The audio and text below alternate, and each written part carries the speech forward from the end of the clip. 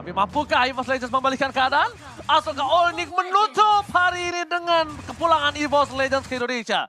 Kita langsung menuju ke arah game yang ketiga. Match point, it's real. Ya, ini game yang menentukan juga siapa yang menjadi penguasa di daratan. Dari kedua hewan buas, landak, dan juga macan putih. Terlihat agresi dari Onyx diperlihatkan ke arah mid lane, ke arah teman-teman dari EVOS Legends. Mereka nguasain banget, mengingat dengan adanya Ring of War yang selalu dikeluarkan oleh Keyboy. Ini memberikan backup untuk clearing minion dari seorang Satsya. Dan kalau kita melihat bagaimana rotasi di early game dari TAS, dia sepertinya lebih mementingkan purple buff terlebih dahulu ketimbang Little Wanderer. Jadi mungkin akan ada kontes cepat dari EVOS Legends ketika berada di menit yang kedua.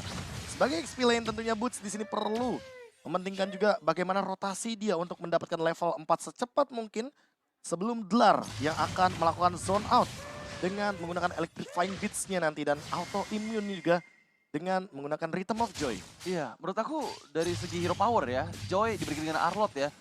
Hero power dari Arlott itu lebih besar loh dibandingin sama Joy. Karena dia lebih sustain, dia bisa ngasih poking damage yang lebih banyak juga. Terutama ketika di area explain untuk 1v1 situation gitu ya. Tapi Untuk tim fight besar ya. untuk tim-fight besar juga terutama meskipun kegunaannya berbeda. Tapi inisiasi sepertinya dimulai oleh Kairi yang coba memberikan backupan ke area gold lane. Branch-nya terus-menerus diberikan pressure dan bahkan lihat models yang connect membuat Branch nggak berani keluar dari area outer turret-nya. Jadi kayak nggak nyaman ya farmingnya ya. Dan Iya. bahkan lasitnya pun diamankan oleh cewek dengan menggunakan models yang begitu on point. Last hit yang tentunya dicari-cari dan turtle pertama spot dari EVOS Legends di menit yang kedua. Tapi lihat retribusi akan coba didapatkan oleh seorang Kairi dan bahkan Dlarnya harus mundur ke arah belakang. Para pasukan dari EVOS Legends, mereka lagi-lagi kehilangan dari objektifnya. Again Kairi masih benar-benar memantapkan dirinya sebagai the king of retribution di Indonesia. Ya, Loh, ini benar-benar kan pertarungan manis ya. MPL di Indonesia dong. Betul. Betul. Benar-benar manis banget ya lagi-lagi ya. Tapi Iya. dengan membawa band Deadly Cats sama Retribution itu emang benar-benar bisa mendapatkan kontes objektif lebih nyaman sih. Ya, Ya. knockback evac-nya juga jangan lupakan bahwa di sini Tas menggunakan Fredrin, hero yang benar-benar mengandalkan kakinya sendiri ya kan. Jadi kalau misalkan terkena efek stun, terkena efek knockback, dia sudah pasti akan terganggu sekali. Ya. Dan beda dengan Dreams yang dimana dia memiliki Minion Fury dan dia punya immune evac, yang tentunya nanti akan membuat bagaimana durability daripada EVOS Legends ini sangat bergantung kepada favor roam item yang akan dimiliki oleh Dreams. Lihat, Tas akan berada di depan sana. Mencoba untuk menangkap seorang Bus. Akan terperangkap begitu saja. Tapi Bus di depan sana masih coba untuk bertahan. Dan ternyata damage terlalu sakit. Flicker bahkan harus digunakan.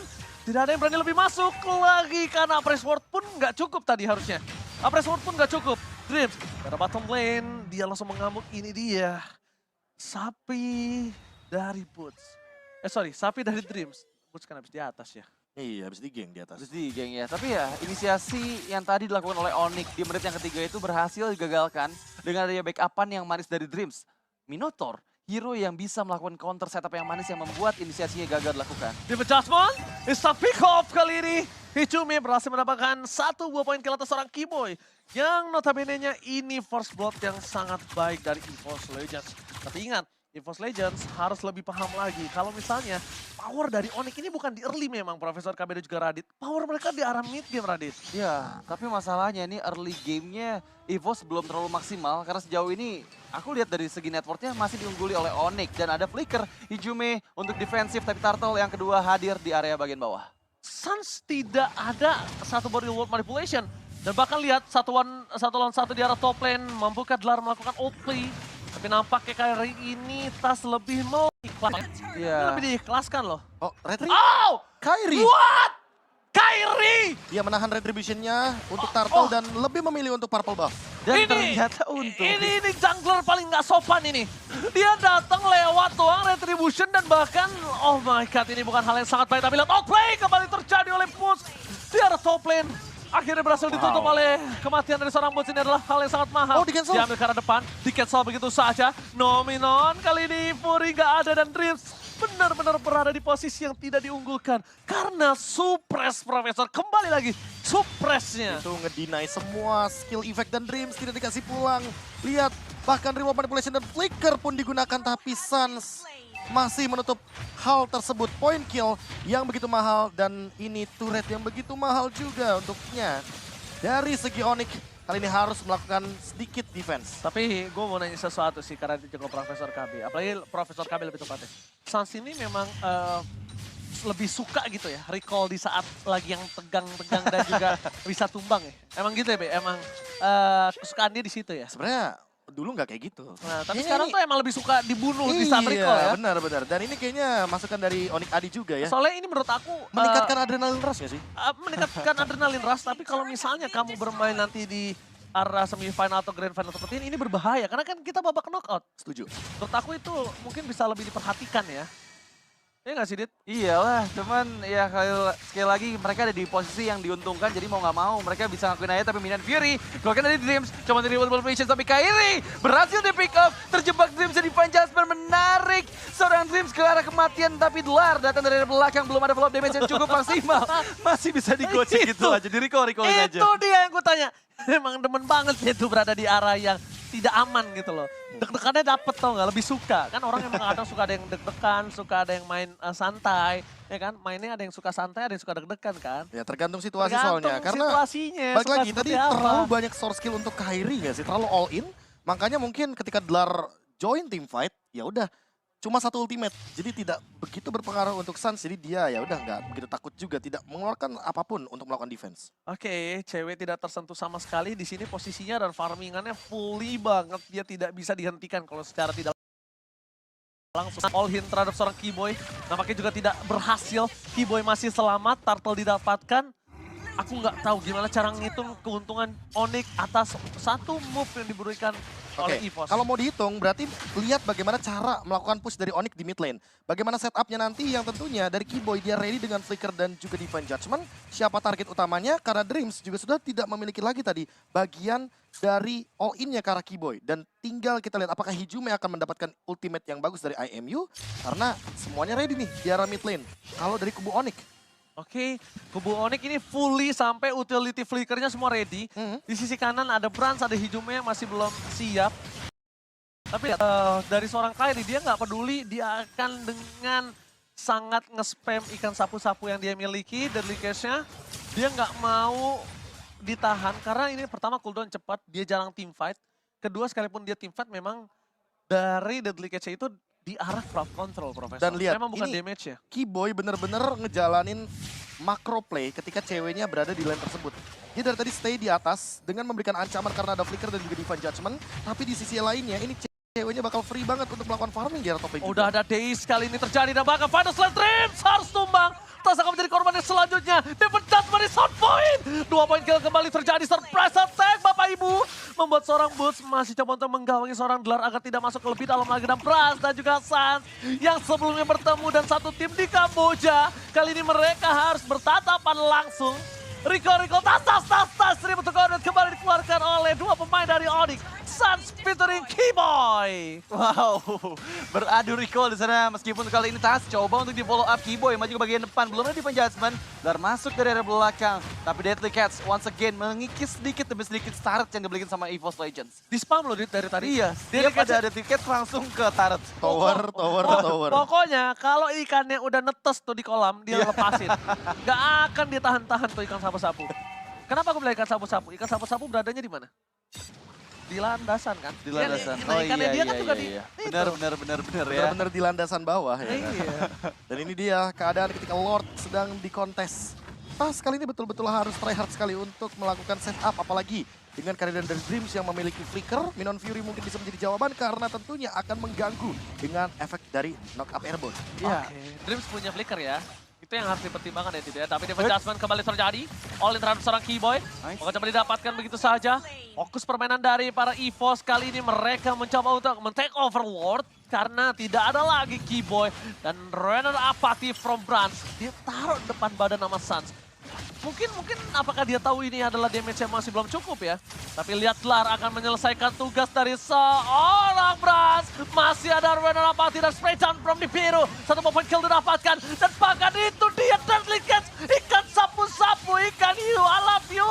Berhasil membuat para pasukan dari EVOS kehilangan dua playernya. Brans menjadi korban ketiga kah. Tapi Tas terlalu dalam. Tas gak bisa lagi dibendung. Divine Judgment. Membuat seorang Tas tenggelam di Outland of Dawn dan membuat Tas dihukum di depan depan para pasukan Sang Raja Langit. Ya, terpanis dengan beberapa member yang tadi sudah hadir kembali di area Lord.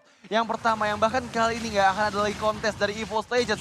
Ini benar-benar keuntungan, di mana tadi 3 player terpick off dari EVOS Legends secara bergantian. Dimulai dari Hijum yang masuk ke dalam teritorial dari Onyx, di mana di sana udah ada cewek yang nggak kedeteksi sama sekali. Kita bisa lihat dari replaynya sesaat lagi. Ya, kalau kita berbicara cewek sempat tertangkap sebenarnya di instant replay. Iya. Dan hal tersebut dikarenakan spray dari Virus Passion dan juga Minion Fury yang begitu on point. Brans pegang posisinya sebenarnya, tapi buying time yang dilakukan Kairi karena balik lagi dia memiliki Deadly Catch. Cooldown yang begitu cepat, pasif yang begitu mematikan. Apalagi nih pasifnya menuju target yang HP-nya, full HP-nya begitu tinggi. Fredrin yang sudah bisa dipastikan ini akan menimbulkan efek damage yang sangat amat luar biasa. Ya, itu bakal damage yang masuk bakal luar biasa banget. Dan sekarang dengan Lord yang pertama ini chance yang besar untuk Onyx ya. Mereka bisa untuk maksimalin mengingat dengan dia flicker dan juga defense engagement yang available dari Keyboy. Siapapun bisa terkena pick off powernya. Iya, dan kalau kita melihat bagaimana Keyboy dengan kehadirannya, ini benar-benar dari tadi ya, dia tuh jadi bait bisa, tapi jadi pedangnya Onyx juga bisa gitu loh. Ya, as always ya, dia selalu buka badan di depan dan ya dia ready banget dengan adanya conceal, flicker, serta defense engagement. Jadi siapapun player yang kena itu bakal bisa langsung di pick off. Tapi lihat lagi-lagi Deadly Catch selalu digunakan berulang kali ke arah turret. Spam terus, keluarin terus ikannya, nggak boleh sampai nih akuarium penuh. Nggak ada urusan, tapi kali ini masih dengan super minion kah? Oh tidak, untungnya. Untungnya tidak dengan super minion.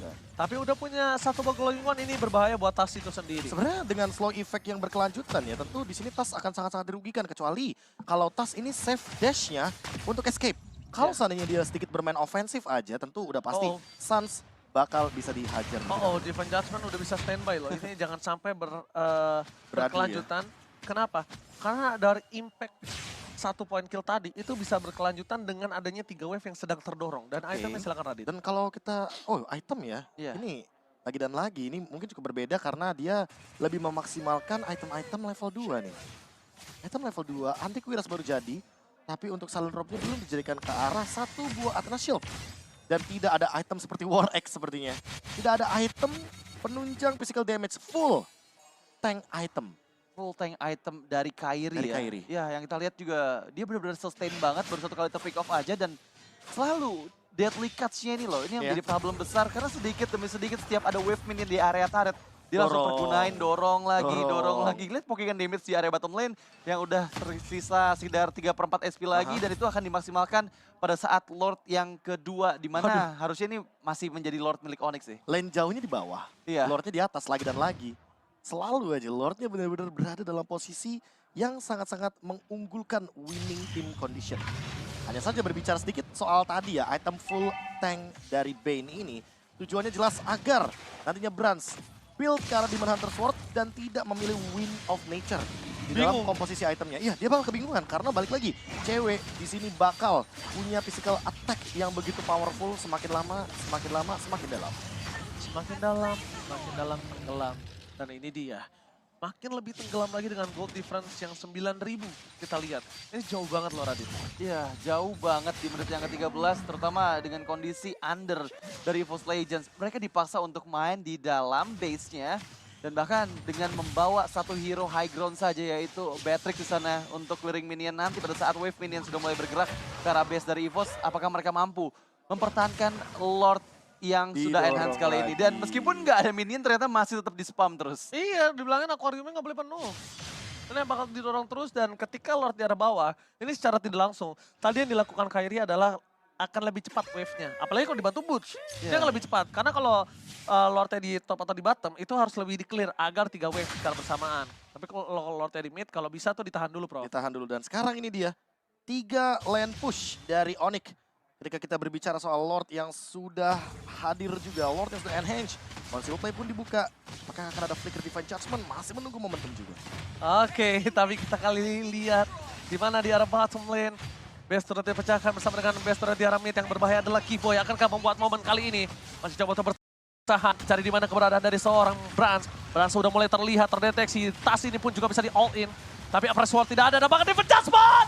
Dibalikan kembali kanannya karena hidupnya flicker for nothing! Pada slash dikeluarkan, menuju ke arah seorang kelar. One last hit, masih ada Vengeance, masih dapat bertahan. Clean Spirit didapatkan, bahkan tas seorang diri tak peduli apapun yang terjadi di sana akan ditenggelamkan. What are you doing, Ijume? Dan ini bencana! Onyx Esports memwipe out EVOS Legends dan bahkan memulangkannya ke Indonesia. Oh my god! Tim Indonesia pertama yang dipulangkan dari match kedua kita.